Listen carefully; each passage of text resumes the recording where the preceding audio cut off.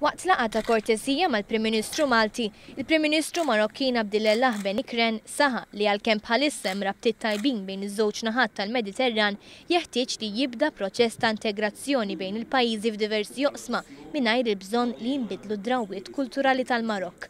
Huwa saħaq li permezz tal-pożizzjoni strateġika ta' pajjiżna Malta tista' tkun pont bejn l-Ewropa u n-nofsinhar tal-Mediterran, filwaqt li inkoraġġixxa lill-Gvern Malti sabiex isiru proġetti bejn iż-żewġ naħat li permezz tagħhom igawdi kemm pajjiżna kif ukoll il-Marokk. Min-naħa tiegħu il-Prim Ministru Joseph Muscat qal l-intenzjoni ta' pajjiżna li jaħdem fil-viċin mal-Marokk, speċjalment fl-oqsma tal-enerġija u l-infrastruttura.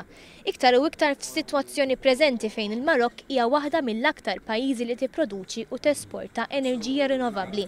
Għaldaqstant Muscat stieden il-Prim Ministru Marokkin sabiex jiddiskuti b'mod aktar konkret kif pajjiżna bħala membru tal-Unjoni Ewropeja jista' jgħin lill-Marokk.